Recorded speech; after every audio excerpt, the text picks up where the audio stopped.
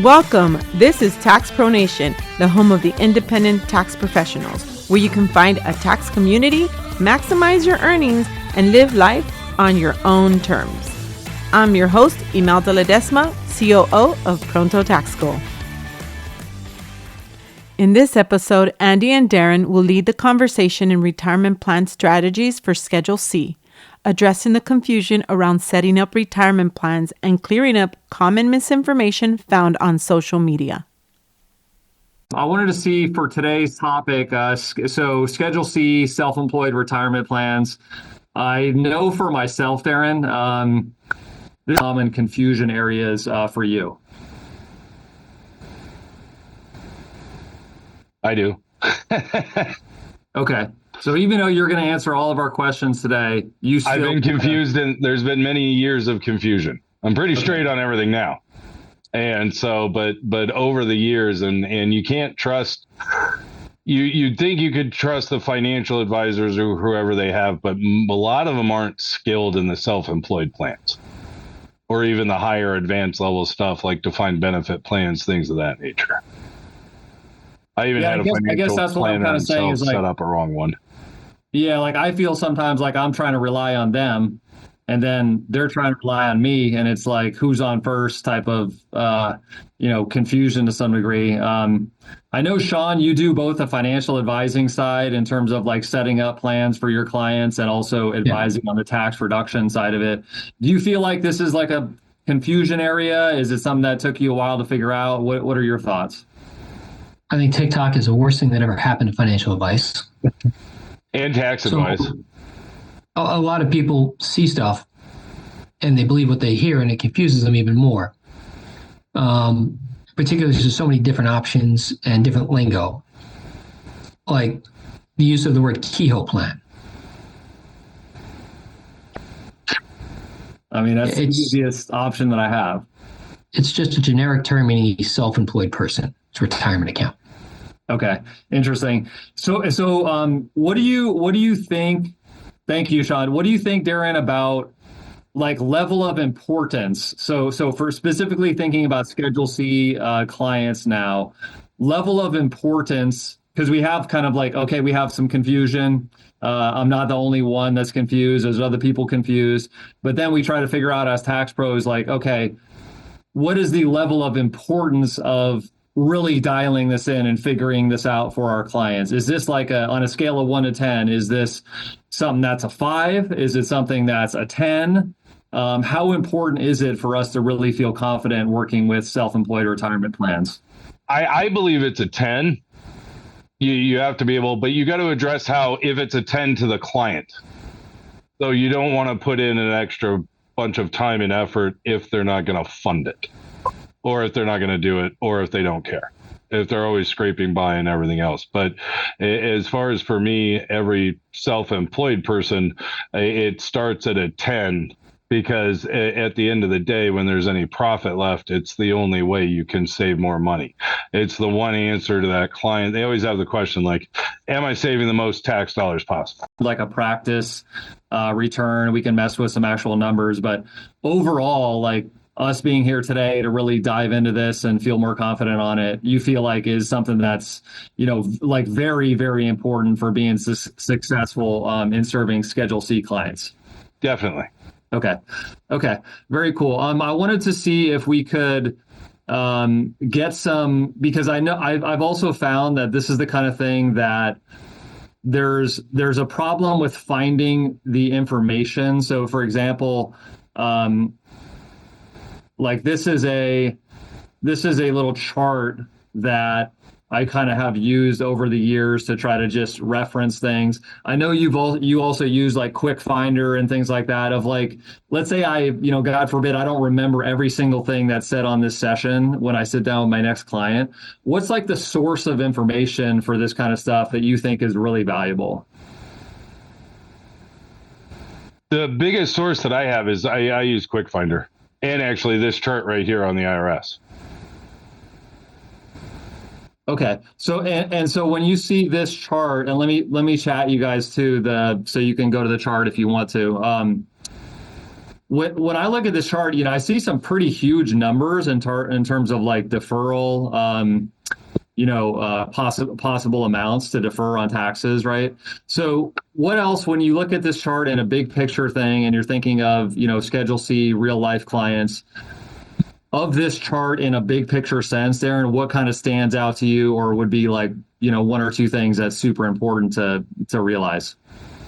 It would be, well, I would say, and this happens to me as well, is definitely you want to take advantage if your client's into it. That's why I guess I always start with client interest level for how far down the rabbit hole you want to go. So if the client doesn't have much interest, and usually on self-employed people who are late to the game or extensions anyway, my go-to is the SEP, because you have till the extended due date to fund it. And so, but on the other side of the coin for that one, though, I am guilty of, if my client's not that interested, not taking the time with them to go into the other options. And I just kind of blanket, like, you're self-employed, there's profit, you can put X dollars into a SEP, call it a day.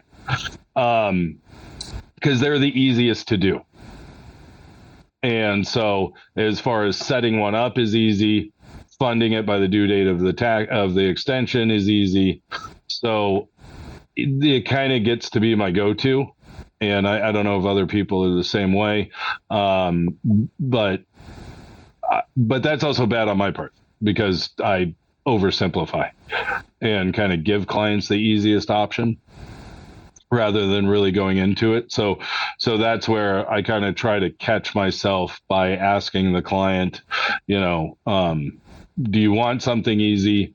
It's kind of, you got to gauge the client. So I think out of this one too, and this, Andy, as you're building, like a template, is to have a good stack of client questions to gauge where they're at. As far as, do you want to defer, the maximum amount of money no matter what? Because I have clients that they go either way. They're like, let me know what I can do. All right, that usually is within budget, and they just kind of want it easy. But there's other people that are like, if I'm not, the ones that are really into it, they're like, if I'm not deferring or writing off every dollar possible into a retirement plan, then I'm not happy. So it's a little bit of a priorities. Yeah, how high of a priority is it for your client? And then from there, how capable is your client? I would say, are they real, just simple folk, I guess, simple people that don't want a lot of paperwork and a lot of things to, you've got the clients that, they're like, well, you have to get a third party administrator and talk to them, and then it's going to cost $1,000, and it's going to be this, it's going to be that. Like, if you start involving other services or other people, like third party administrators for 401k versus a SEP, do they start to tune out? Are they capable of doing that? Do they want to do that? And so that can kind of help.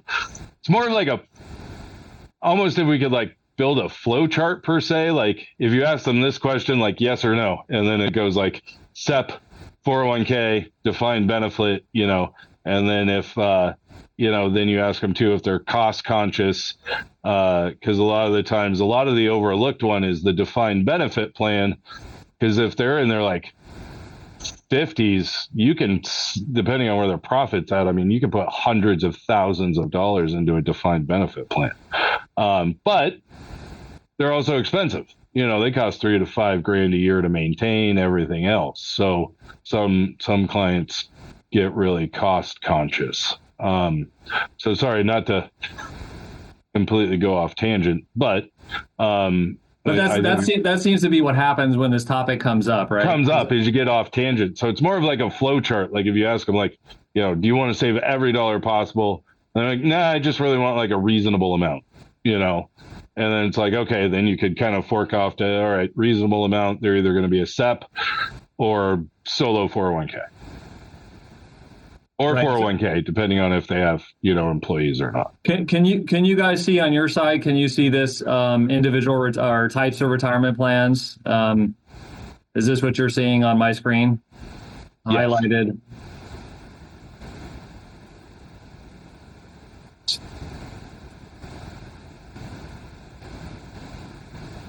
You see the screen types of retirement plans, Darren?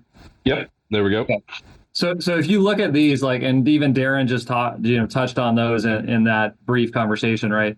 This is what I feel like happens a lot, right? Is we have, like, I mean, this is a lot of different things. This is a lot. Each of these things has a lot of other things attached to it. So I just feel like it's like the conversation just keeps expanding, and then sitting down with a client, it's hard to kind of communicate it, understand it yourself. And so at the end of the day, would you say that it's like, almost like 80-20 or 95-5, that like it's going to mostly be a SEP or a 401k? Like, is it like the vast majority don't have these other, more complicated things? Do you think that's accurate or not really?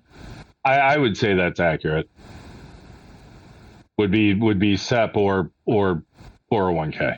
Okay, and the other items could still be important for particular clients, but you would say they're a little bit more of a specialty situation. Is that correct? Fair?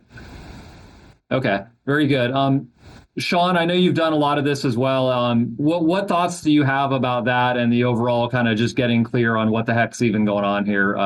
When we sit down with clients. I mean, Darren brought up the most important. How much do they want to put away? If they only want to put away $5,000 or $6,000 going down the rabbit hole, to make any sense, they could just open a regular IRA. Yeah. The guy makes $200,000, but only wants to put $10,000 away. The SEP is simple. No documentation. You get up and running in 5 minutes. Why go down the complicated rabbit hole of everything else? So like half the stuff on that list, like the SA, the salary reduction SEP, those were discontinued back in 2004. The money purchase, tax balance, all that other stuff are add-ons to a 401k, so they're not even directly available. So a lot of that stuff is, to your point, add-ons to how we get past the $21,000 to the $64,000, or to Darren's comment, the pension, where we get up to $200,000 away. I mean, those are all kind of the add-ons to the 401ks and SEPs that you can do later. And the other thing you brought up was employees. Yeah. How many employees do you have, and what's their turnover rate? How many people have seen business owners that fund SEPs for themselves and not for their employees? Well, it's funny you mentioned that, because that was the original time where I felt really stupid, because I didn't know that when you suggest a SEP plan for a company with employees, and this is many years ago, but that you have these, you can really get in a lot of trouble for that, because you have to pay towards your employees in the percentage. Same way, right? Which the business owner is not necessarily signing up to do that during this conversation. So yeah, if they have employees, that becomes a different calculation, correct? Correct. Well, no, it's not a different calculation. It's just more expensive. Yeah, but that's a different calculation for the client, right? Because they're like, yeah, but it could be an opportunity for the client. Yeah, rather than giving a raise or things of that nature, it's good for employee retention, things of that nature. If it's a business with high turnover, it's an opportunity for the client. Now, the owner's restricted to 20% of his salary versus regular W-2, as a Schedule C, but with W-2 employees, you go up to 25% of the payroll. Well, if I put a 3-year cliff on a SEP, that means if the client doesn't stick around 3 years, all the money was put away has to go somewhere. Well, if everyone keeps turning over, that allows me to put more than 25% of my money away, because all the money will consolidate back to me as the only existing vetted client inside the plan. So business high turnover, it's a way of exceeding the limits legally. Yeah, well, and the SEP is that's one that I like, because you can set the limit at 3 years. Which is so if I have a high turnover practice, so I hadn't thought of that. So if employees leave, Sean, without their, I don't know if it'd be called vesting or what, but vesting. That's exactly what it's called. Yeah. Okay. So if they leave with the SEP contributions not vesting, that money stays in the plan and becomes the owner's money? Well, There's two ways you can do it. You can use it to cover the cost of the plans, or you can redistribute it amongst the other employees that are still vested. Well, if the turnover is everyone else in the business and I'm the only one that's still vested on a regular basis, then all the money winds up back in my pocket. And it's how I go way beyond the limits legally. Interesting. Okay. Yeah, like I said, I'm learning something right now, which makes me a little uncomfortable, but I like it. But I wanted to, just so we don't stay purely in the theoretical realm, I prepped like a little example, Darren, in Lacerte of a self-employed client, and I wanted to see too. I was going to recommend, if you guys are up for it, everybody that's on the call, that you could open up your own software if you have another screen, and kind of like we can go through some of the inputs, some of the outputs. So if I go here and let's see, Darren, let's say I have a client that we have a higher or decently high amount of net profit. So let's say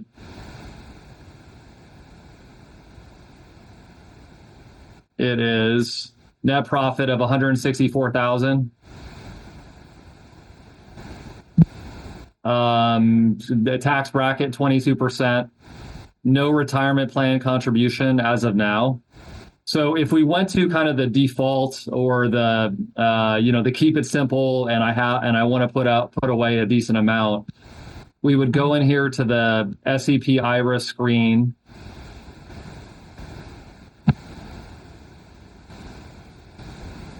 And then what would be your process for this kind of client of like, hey, I'm paying a lot of taxes. I had a high net profit.